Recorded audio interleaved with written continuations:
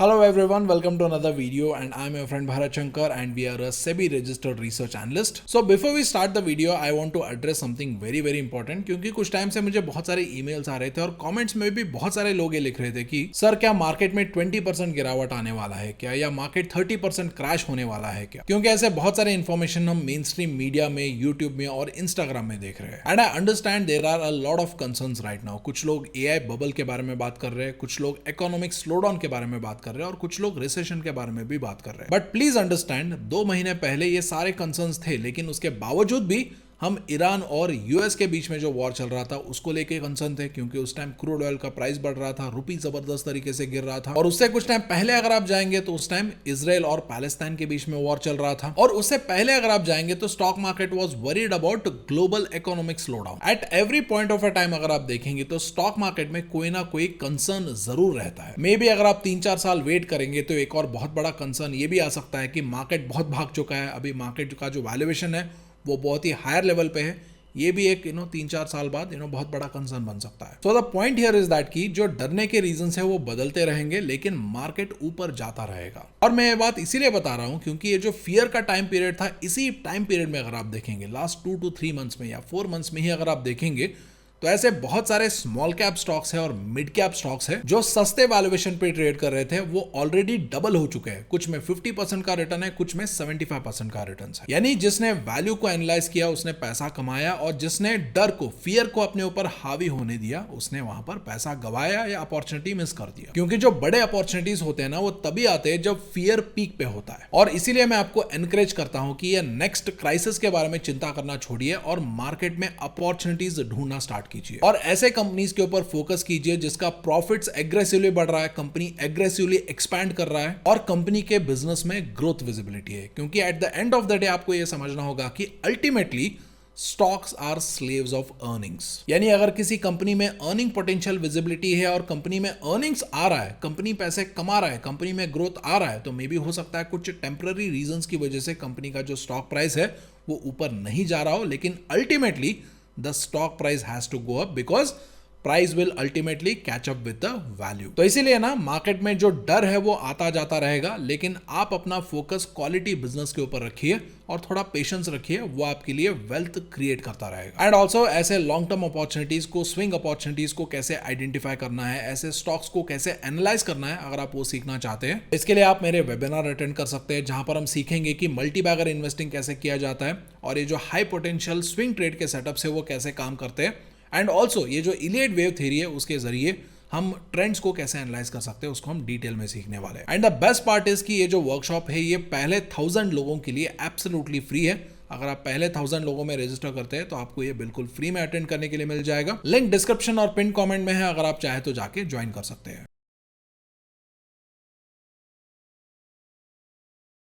तो अभी आगे बढ़ते हैं और वीडियो के मेन टॉपिक को स्टार्ट करते हैं. तो अभी जैसा कि हमने कुछ टाइम पहले डिस्कस किया था कि अभी मार्केट में ऐसे बहुत सारे अपॉर्चुनिटीज है जिसके ऊपर रिटेल इन्वेस्टर्स भी कैपिटलाइज कर रहे हैं और बड़े इंस्टीट्यूशंस भी कैपिटलाइज कर रहे हैं. तो इसीलिए ना आज के वीडियो में हम क्या करेंगे, हम इंडिया के कुछ बहुत बड़े इंस्टीट्यूशनल इन्वेस्टर्स को ट्रैक करेंगे और हम ये जानने की कोशिश करेंगे कि ये जो बड़े इंस्टीट्यूशनल इन्वेस्टर्स है इन्होंने जून महीने में कौन से स्टॉक्स में इन्वेस्ट किया. और ऐसे हम 3 कंपनीज के स्टॉक्स को डिस्कस करेंगे जिसमें इंस्टीट्यूशंस ने जून महीने में बड़े पैमाने पे इन्वेस्ट किया है. तो यहां पर कुछ लोग ये बोल सकते हैं कि सर ये इंस्टीट्यूशंस को ट्रैक करने की क्या जरूरत है, चलिए हम अपना खुद का प्लान बनाते हैं ना, अपना खुद का इन्वेस्टमेंट अप्रोच बनाते हैं, राइट. तो देखिए ये बात भी सही है, बट इंस्टीट्यूशंस जो होते हैं वो बड़ा पैसा इन्वेस्ट करते हैं और मार्केट में जो स्टॉक्स होते हैं और मार्केट का जो प्राइस होता है वो तभी मूव करता है जब बड़ा पैसा आता है. तो अल्टीमेटली अगर आप देखेंगे तो ये जो बड़े इंस्टीट्यूशंस होते हैं वही है जो प्राइजेस को इन्फ्लुएंस करते हैं. स्टॉक के प्राइजेस ऊपर जाए नीचे जाए, मार्केट ऊपर जाए नीचे जाए, बेसिकली वो इंस्टीट्यूशंस पे ही निर्भर रहता है. तो इसीलिए बहुत सारे जो स्मार्ट इन्वेस्टर्स होते हैं वो क्या करते हैं, वो इंस्टीट्यूशंस के बाइंग एंड सेलिंग एक्टिविटी को ट्रैक करते हैं, जिसके जरिए वो ये समझ सकते हैं कि बड़ा पैसा कहां पर जा रहा है और कौन से सेक्टर में जा रहा है. अगर इंस्टीट्यूशंस उस पर्टिकुलर सेक्टर में एक्यूमुलेट कर रहे हैं तो क्या वो सेक्टर अंडर वैल्यूड है, वहां पर ग्रोथ पोटेंशियल है या अपसाइड पोटेंशियल है. एंड ऑन द कॉन्ट्ररी, अगर किसी पर्टिकुलर सेक्टर से इंस्टीट्यूशंस का पैसा बाहर आ रहा है, इंस्टीट्यूशंस वहां पर बेच रहे, तो क्या इसका मतलब ये है कि वो सेक्टर अभी ऑलरेडी भाग चुका है, ओवर वैल्यूड हो गया, या उस सेक्टर में कोई रिस्क आने वाला है. तो इसीलिए ना इंस्टीट्यूशंस का बाइंग सेलिंग एक्टिविटी ट्रैक करने से हमारा पैसा डेफिनेटली बनेगा, ऐसा कोई गारंटी नहीं है. बट उससे हमें कुछ इंपॉर्टेंट क्लूज जरूर मिल जाएंगे कि मार्केट सेंटिमेंट क्या है, सेक्टर सेंटिमेंट क्या है और वहां पर अभी क्या लॉन्ग टर्म अपॉर्चुनिटीज के पोटेंशियल है क्या। और ऐसे सारे क्लूज को और इंफॉर्मेशन को हम एज ए इन्वेस्टर कैसे उसको स्मार्टली यूज करते हैं, उसके ऊपर हमारा जो सक्सेस है वो डिपेंड होता है। So let's begin with the first company. और इस कंपनी में क्वांट म्यूचुअल फंड्स ने अबाउट 454 करोड़ रुपीस इन्वेस्ट किया है in the month of June. और क्वांट ने इतना बड़ा पैसा इस अकेले कंपनी में क्यों इन्वेस्ट किया है और ये कंपनी कौन सी है, इसको एनालाइज करने से पहले ना हमें सबसे पहले क्वांट का जो इन्वेस्टमेंट फिलॉसफी है उसको समझना जरूरी है। क्योंकि अगर हमने ये इन्वेस्टमेंट फिलॉसफी समझ लिया तो उसके बाद मे बी हमें ये भी समझ आ जाएगा कि क्वांट ने इस पर्टिकुलर स्टॉक में इतना बड़ा पैसा क्यों डाला है और उसको अपने पोर्टफोलियो में क्यों ऐड किया है। और सिर्फ यही नहीं, अगर हम ऐसे इन्वेस्टमेंट फिलॉसफीज अच्छे से सीखते हैं तो आगे चल के अगर हमें खुद भी अगर कुछ अच्छे स्टॉक्स को पिक करना है या अच्छा पोर्टफोलियो बिल्ड करना है तो वहां पर भी ऐसा जो इन्वेस्टमेंट फिलॉसफी है, ये जो नॉलेज है वो हमारी बहुत मदद कर सकता है अपने वेल्थ को ग्रो करने के लिए। तो क्वांट का जो इन्वेस्टमेंट फिलॉसफी है वो VLRT फ्रेमवर्क के ऊपर काम करता है, जहां पर V का मतलब है वैल्यूएशन, जहां पर क्वांट क्या करता है उस पर्टिकुलर कंपनी का लॉन्ग टर्म पोटेंशियल गेज करने की कोशिश करता है। और वो ये कैसे करता है, by assessing the fundamentals of that particular company. और इस फंडामेंटल असेसमेंट के जरिए वो ये समझने की कोशिश करता है कि करंटली उस एसेट का जो इंट्रिंसिक वैल्यू है और उस एसेट का जो करंट मार्केट प्राइस है उन दोनों के बीच में गैप कितना है, जिसको आप वैल्यूएशन गैप भी बोल सकते हो। अगर ये कम है तो स्टॉक अंडर वैल्यूड होगा, अगर ये बहुत ज्यादा है तो स्टॉक ओवर वैल्यूड होगा। और उसके बाद फ्रेमवर्क में L स्टैंड्स फॉर लिक्विडिटी, जहां पर क्वांट क्या करता है वो ये जो ग्लोबल मनी होता है उसका एक्चुअल फ्लो और उसका रोटेशन एनालाइज करने की कोशिश करता है या ट्रैक करने की कोशिश करता है। क्योंकि सिंपल सी बात है, जो ग्लोबल मनी है, जो बड़ा पैसा है, वो जिस सेक्टर से बाहर निकलेगा वो सेक्टर नीचे जाएगा और जिस सेक्टर में आ सकता है ग्लोबल मनी वो सेक्टर क्या करेगा, वो पिकअप करेगा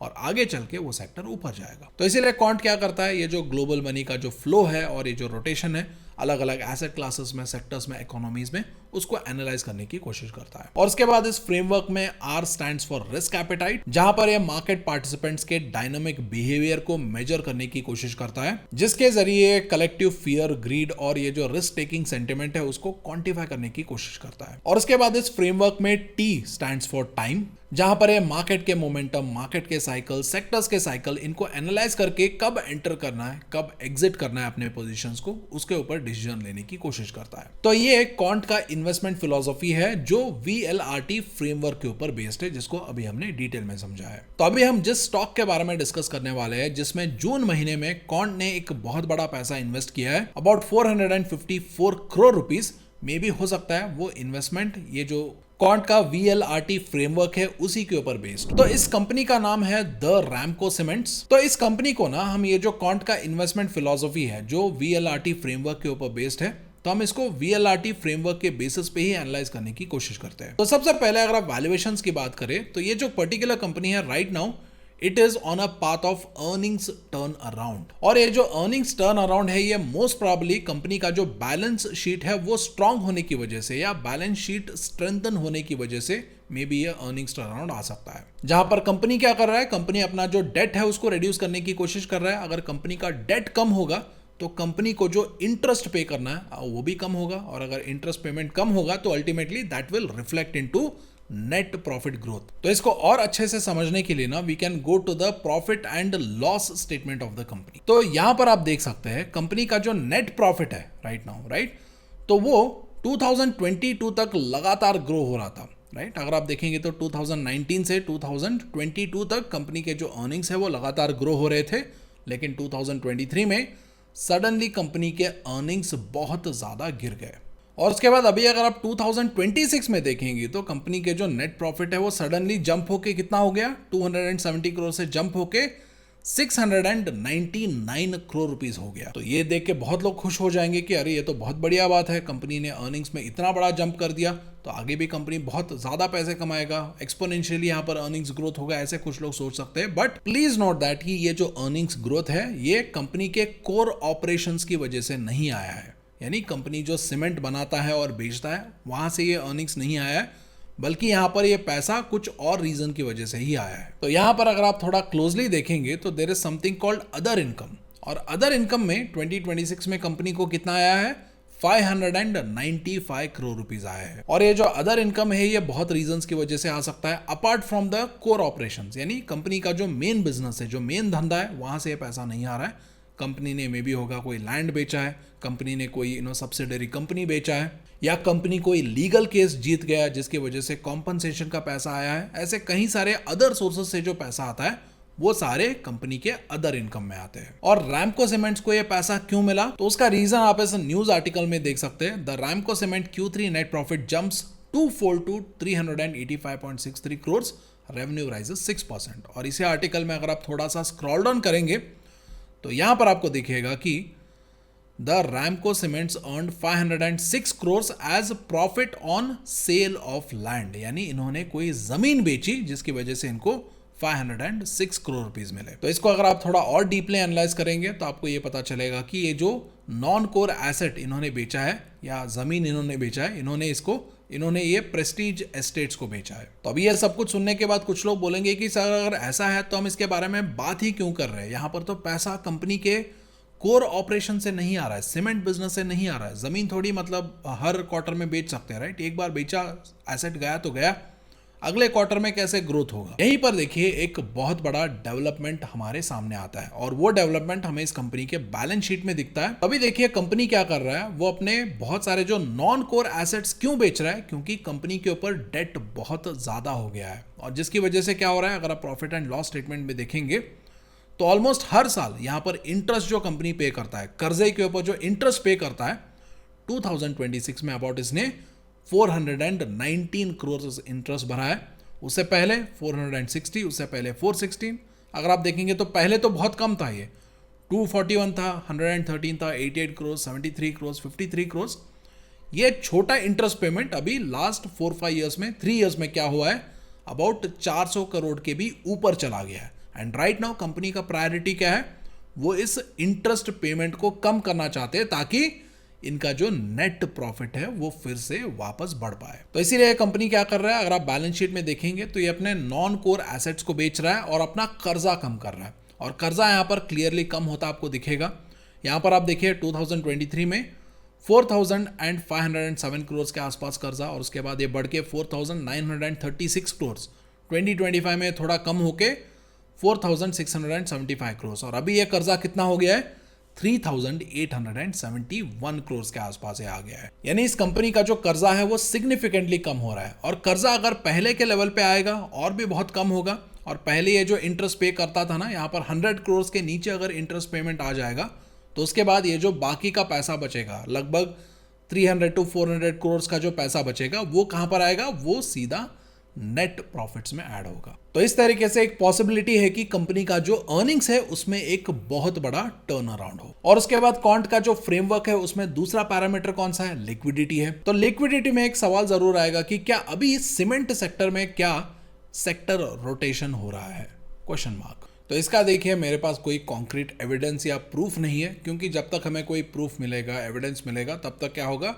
सीमेंट का जो सेक्टर है वो अपने ऑल टाइम हाई पे होगा। क्योंकि स्टॉक मार्केट में क्या होता है, न्यूज बाद में आता है लेकिन प्राइस पहले मूव करता है। लेकिन सीमेंट सेक्टर में सेक्टर रोटेशन क्यों हो रहा है उसका मैं आपको कुछ रीजंस दे सकता हूं, और ये रीजंस आप पहले सुन लीजिए। अगर आपको सही लगा तो उसको आप एक्सेप्ट कीजिए, अगर आपको सही नहीं लग रहा है तो कमेंट सेक्शन है ही है, वहां पर जाके अपना डिसएग्रीमेंट एक्सप्रेस कर दीजिए। और साथ ही साथ अभी तक जो आपने हमारा वीडियो देखा है, अगर आपको यूजफुल लगा, वैल्यूएबल लगा, तो वीडियो के ऊपर जो लाइक बटन है उसे प्रेस करके आप वीडियो को लाइक कर सकते हैं।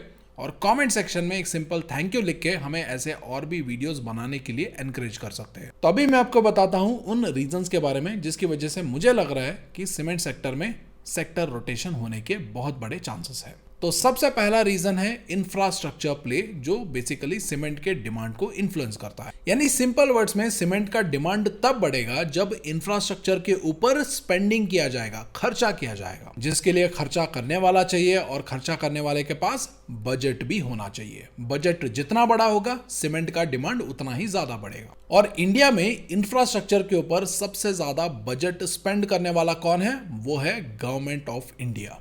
यानी हमारा प्यारा सरकार जो हमसे टैक्स लेगा और उसी टैक्स को क्या करेगा, वो इंफ्रास्ट्रक्चर के ऊपर लगाएगा। और हमें और बढ़िया फैसिलिटीज प्रोवाइड करेगा, जैसे कि अच्छे रोड्स, अच्छे ब्रिजेस, इंफ्रास्ट्रक्चर, रेलवे, डिफेंस, सब कुछ। अगर आप लास्ट 20-30 ईयर्स का डेटा निकाल के देखेंगे, पार्टी चाहे कोई भी क्यों ना हो, जब भी वो सरकार बनाती है तो उसके चांसेस बहुत ज़्यादा होते हैं कि पहला बजट जो है वो लोगों को पसंद ना है, लोगों के फेवर में नहीं होता है, दूसरा भी नहीं होता है, तीसरा में भी पार्शियली हो सकता है, लेकिन तीसरे के बाद जो फोर्थ और फिफ्थ बजट होता है, यानी इलेक्शन आने से पहले जो 2-3 साल पहले के जो बजट होते हैं वो लोगों को बहुत पसंद आते हैं। वहाँ पर रेलवेज के ऊपर अच्छा स्पेंडिंग किया जाता है, इंफ्रास्ट्रक्चर के ऊपर अच्छा स्पेंडिंग किया जाता है, और ऐसा क्यों किया जाता है ये आपको ऑलरेडी बहुत अच्छे से पता है। तो अभी तीसरा साल आने वाला है, उसके बाद फोर्थ ईयर आएगा, उसके बाद फिफ्थ ईयर आएगा, जिसकी वजह से अभी आने वाले टाइम में इंफ्रास्ट्रक्चर बजट जो है वो बढ़ने के चांसेस ज़्यादा है। अगर इंफ्रास्ट्रक्चर बजट बढ़ेगा तो सीमेंट का जो डिमांड है वो भी बढ़ने का चांसेस बहुत ज़्यादा रखता है। और उसके बाद दूसरा रीज़न क्या है, अभी अगर आप देखेंगे तो सीमेंट सेक्टर में एग्रेसिव कंसोलिडेशन हो रहा है। एग्रेसिव कंसोलिडेशन यानी जो बड़े सीमेंट के प्लेयर्स है वो छोटे सीमेंट प्लेयर्स को बाय आउट कर रहे हैं, खरीद रहे हैं, उसको अपने सब्सिडरी बना रहे हैं या अपने अंडर मर्ज कर रहे हैं। आपने रिसेंट टाइम में देखा भी होगा, अडानी ग्रुप ने बहुत सारे सीमेंट कंपनीज को एक्वायर किया, और आदित्य बिरला ग्रुप ने बहुत सारे सीमेंट कंपनीज को एक्वायर किया है, और ये सिलसिला अभी भी जारी है। और अभी ये जो कंसोलिडेशन हो रहा है ये क्या करेगा, ये जो डिस्ट्रक्टिव प्राइस वॉर होता है उसको ये कम कर देगा या रिड्यूस कर देगा। क्योंकि अगर मान लीजिए देश में अगर 100 सीमेंट प्रोड्यूसर्स है, 100 डिफरेंट कंपनीज है, और रीजनल लेवल पे हर एक को अगर मान लो कि कुछ डिफरेंट एडवांटेज मिलता है कॉस्ट के लेवल पे, तो कोई क्या करेगा, वो सीमेंट सस्ते पे बेचेगा। तो वहां पर प्राइस मैच करने के लिए बाकी प्लेयर्स को भी प्राइस रिड्यूस करना पड़ेगा, जिसकी वजह से क्या होगा, वहां पर कॉम्पिटेटिव बनने के लिए डिस्ट्रक्टिव प्राइस रिडक्शन होगा, जिसकी वजह से कंपनीज का मार्जिन कम होगा। अगर वही मान लो 4-5 बड़े प्लेयर्स ही बच गए तो उसके बाद क्या होगा, या ये जो 4-5 बड़े प्लेयर्स है ये majority of the cement supply को अगर कंट्रोल करते हैं तो ये क्या करेंगे, एक ऑटोमेटिक अंडरस्टैंडिंग इनके बीच में हो जाएगा, जिसकी वजह से प्राइस वॉर नहीं होगा। इसका एग्जाम्पल अगर आप देखना चाहो तो अभी आप टेलीकॉम सेक्टर देख लीजिए, पहले कितना प्राइस वॉर होता था 2016 से पहले आप देख लीजिए, हर कोई बढ़ चढ़ के ऑफर्स देता था, डिस्काउंट्स देता था। अभी आप देखो क्या हो गया, एयरटेल बचा, जियो बचा, वोडाफोन बचा, राइट, तीनों क्या करेंगे, एक प्राइस बढ़ाएगा तो हर कोई बढ़ाएगा, लेकिन कोई भी प्राइस रिड्यूस नहीं कर रहा है।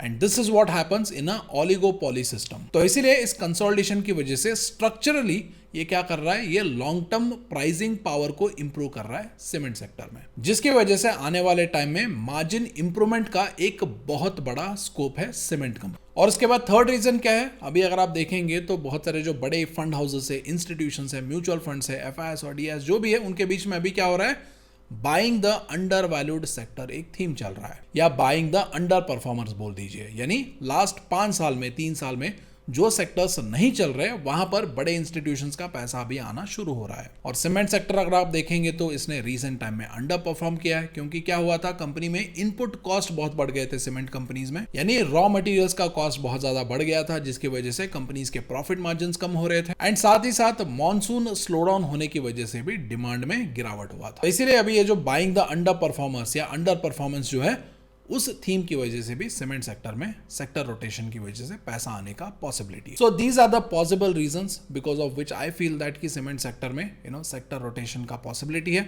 इससे आप एग्री करते हो, डिसएग्री करते हो, जो भी आपको लगता है, you can express that in the comment section. और उसके बाद तीसरा आता है रिस्क एपेटाइट। और प्रेजेंटली अगर आप देखेंगे तो हमारा जो मार्केट है वो कॉशन मोड में है, और जैसा कि हमने डिस्कस किया था, ये जो सेक्टर है ये कुछ सालों से अंडर परफॉर्म किया है सीमेंट सेक्टर ने, जिसकी वजह से अभी क्या है, यहाँ पर रिस्क जो है, रिस्क के कंपैरिजन में जो रिवॉर्ड है वो रिलेटिवली यहाँ पर ज्यादा, ऐसा मुझे लगता है। और उसके बाद फ्रेमवर्क में आता है टी फॉर टाइम। तो अगर आप मार्केट का ये जो फेमस प्रिंसिपल है, buy low and sell high, उस प्रिंसिपल के बेसिस पे अगर आप जाएंगे तो ये बोला जाता है कि जो फियर और पैनिक का जो फेज होता है वो मार्केट में लोअर लेवल पे खरीदने का सबसे बढ़िया मौका होता है। और मार्केट में जब यूफोरिया का टाइम होता है, हर कोई मतलब वाहवाही कर रहा है, हर कोई पॉजिटिव है, हर कोई इन्वेस्ट करने आ रहा है, तो उस टाइम पे क्या होता है, उस टाइम रिस्क ज्यादा होता है, जिसकी वजह से बहुत सारे जो स्मार्ट इन्वेस्टर्स है वो क्या करते हैं, वो सेल हाई करते हैं। यानी डर के टाइम पे सेल लो, यूफोरिया के टाइम पे सेल हाई। तो उस प्रिंसिपल के बेसिस पे अगर हम देखेंगे तो अभी का हमारा जो मार्केट है वो काइंड ऑफ फियर जोन में है, जिसकी वजह से यहाँ पर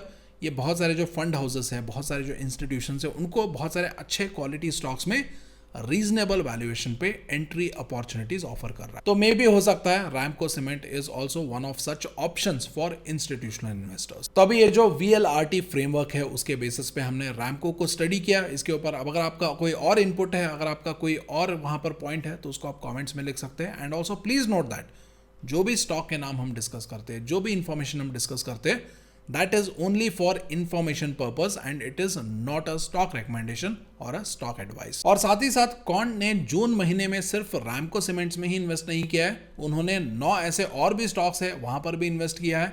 11 स्टॉक्स जो ऑलरेडी उनके पोर्टफोलियो में थे उनमें स्टेक उन्होंने बढ़ाया है, और साथ ही साथ 11 ऐसे स्टॉक्स भी है जहां पर उन्होंने उनको बेच के कंप्लीटली एग्जिट भी कर दिया है। तो कॉन्ड ने जून महीने में क्या खरीदा, क्या बेचा, कहां पर स्टेक बढ़ाया, कहां पर स्टेक घटाया, उसका हमने एक डिटेल्ड पोस्ट इंस्टाग्राम पे पोस्ट कर दिया है। अगर आप चाहे तो जाके चेक कर सकते हैं, और इंस्टाग्राम पोस्ट का वो जो लिंक है वो आपको वीडियो के डिस्क्रिप्शन और पिन कमेंट में मिल जाएगा। और इसके बाद जो अगला कंपनी है जिसके बारे में हम बात करने वाले हैं उसका नाम है MCX या multi commodity exchange of India limited. और इस कंपनी में UTI म्यूचुअल फंड्स ने अबाउट 14.65 लाख शेयर्स खरीदा है, which is worth about 425 crore rupees. और इनका जो बाइंग है ये आपको शेयर होल्डिंग में भी दिख जाएगा। यहाँ पर अगर आप ट्रेड्स में बल्क डील में देखेंगे तो यहाँ पर आपको दिखेगा कि UTI म्यूचुअल फंड्स बॉट कितना 14,65,941 शेयर्स, और कितने प्राइस पे खरीदा अबाउट 2,899 रुपीज शेयर प्राइस पे इन्होंने इतने शेयर्स एक्वायर किए हैं। और शेयर होल्डिंग पैटर्न में कुछ और इंटरेस्टिंग चीज़ें भी है, जैसे कि अगर आप लास्ट 3 क्वार्टर्स का डेटा देखेंगे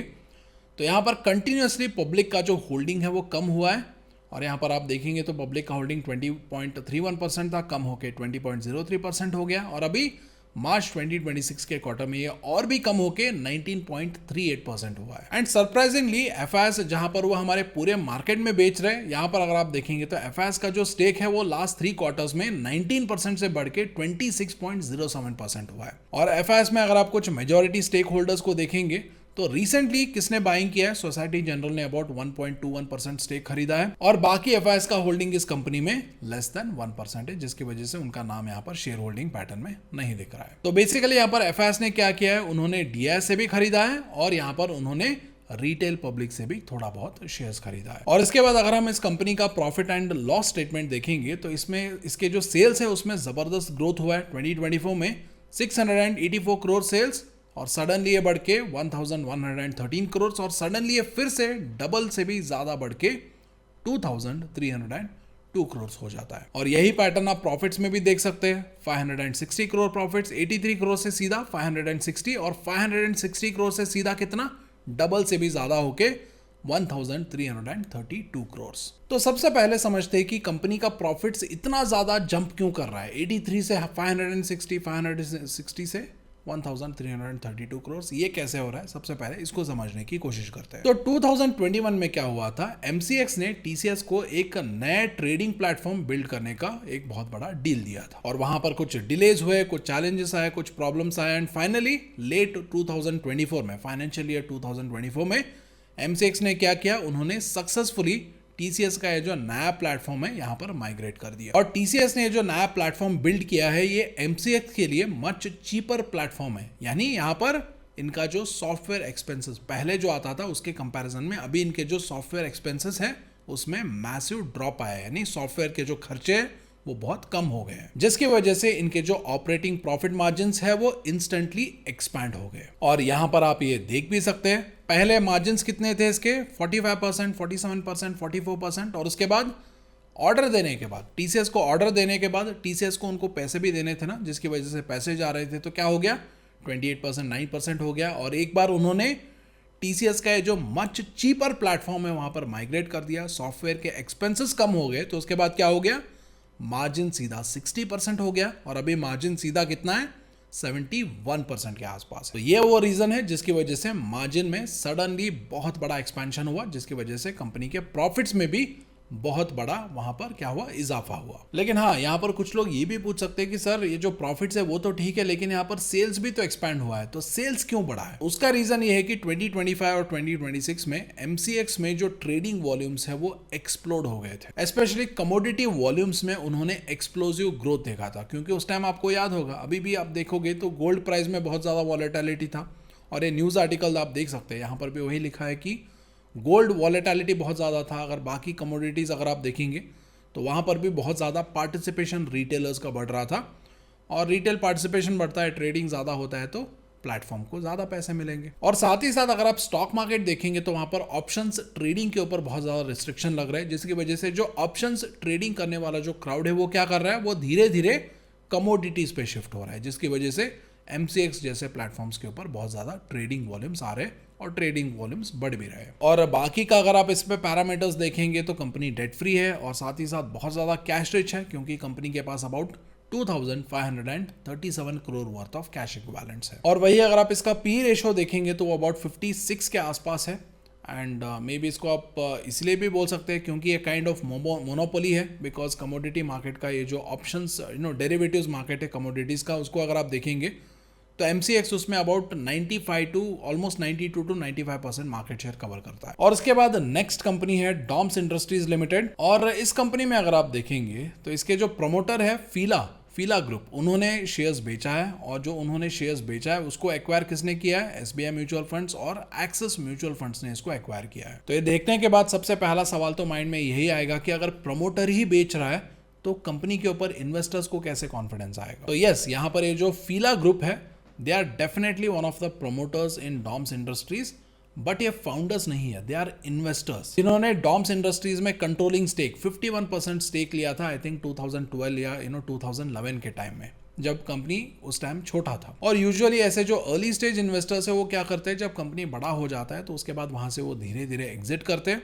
और वो नए छोटे कंपनीज को ढूंढते हैं, या जो स्टॉक मार्केट से जो बाहर प्राइवेट लिमिटेड जो छोटे स्टार्टअप्स होते हैं ऐसे कंपनीज को ढूंढते हैं और वहाँ पर इन्वेस्ट करते हैं। तो इसलिए अगर ये एग्जिट कर रहे हैं तो I don't see any issue here. लेकिन अगर फीला ग्रुप एग्जिट कर रहा होता लेकिन रिटेलर्स ये शेयर्स खरीद रहे होते तो तब मतलब वहाँ पर कुछ रेड फ्लैग्स की पॉसिबिलिटीज थी। लेकिन यहाँ पर वो कह रहा है, यहाँ पर एक प्रमोटर बेच रहा है, बड़ा प्रमोटर बेच रहा है जो अर्ली स्टेज इन्वेस्टर था, और यहाँ पर उसको DIS, इंडिया के DIS जो है म्यूचुअल फंड जो है वो यहाँ पर इसको एक्वायर कर रहे हैं। और उसके अलावा अगर आप डॉम्स का शेयर होल्डिंग पैटर्न देखेंगे तो ये भी बहुत ही इंटरेस्टिंग है, क्योंकि यहाँ पर जो प्रमोटर ग्रुप में जो इन्वेस्टर्स थे वो बेच रहे थे, तो यहाँ पर उसको भी बड़े इन्वेस्टर्स ने एक्वायर किया, और साथ ही साथ यहाँ पर जो पब्लिक है उनसे भी यहाँ पर बड़े इन्वेस्टर्स शेयर्स खरीद रहे हैं, यानी रिटेल इन्वेस्टर्स से भी शेयर्स खरीद रहे हैं।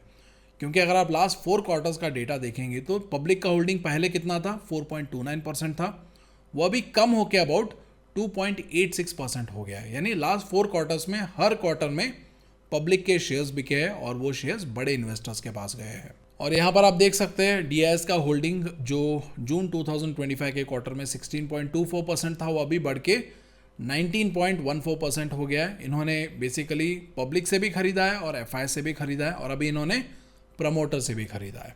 और वही अगर आप कंपनी का प्रॉफिट एंड लॉस स्टेटमेंट देखेंगे तो कंपनी के जो सेल्स है वहाँ पर ऑलमोस्ट हर साल से ग्रोथ हो रहा है, एक्सेप्ट फॉर 2021। इस साल को अगर आप छोड़ेंगे तो रेस्ट ऑफ द ईयर्स आप हर साल देखेंगे तो कंपनी के सेल्स में लगातार ग्रोथ हुआ है। और कंपनी का जो नेट प्रॉफिट्स है वहाँ पर भी कुछ यही हाल है। अगर आप 2021 को अगर आप छोड़ेंगे, कोविड के टाइम को अगर आप एक्सेप्शन मानेंगे, तो हर साल कंपनी का जो नेट प्रॉफिट है उसके बाद से हर साल कंपनी के नेट प्रॉफिट में ग्रोथ हुआ है, जिसके चलते अगर आप देखेंगे तो कंपनी का जो कंपाउंडेड सेल्स ग्रोथ है लास्ट 5 ईयर्स में 42% है, compounded profit growth 84%, last 3 years में compounded profit growth 34%, sales growth 24%, और अभी ट्रेलिंग 12 मंथ्स में प्रॉफिट कंबाइंड सेल्स ग्रोथ 22% और प्रॉफिट ग्रोथ अबाउट 14% के आसपास है। तो आई होप आज का वीडियो आपको पसंद आया होगा। एंड ऑल्सो अगर आप लॉन्ग टर्म इन्वेस्टिंग और शॉर्ट टर्म इन्वेस्टिंग सीखना चाहते हैं तो जो हमारा वर्कशॉप है जो पहले 1000 लोगों के लिए फ्री है, उसका लिंक आपको वीडियो के डिस्क्रिप्शन और पिन कमेंट में मिल जाएगा, आप जाके ज्वाइन कर सकते हैं। और साथ ही साथ अगर आपको हमारे model small case portfolio refer करना है तो उसका भी लिंक आपको वीडियो के डिस्क्रिप्शन और पिन कमेंट में मिल जाएगा। So thank you so much for watching. I will see you in the next video.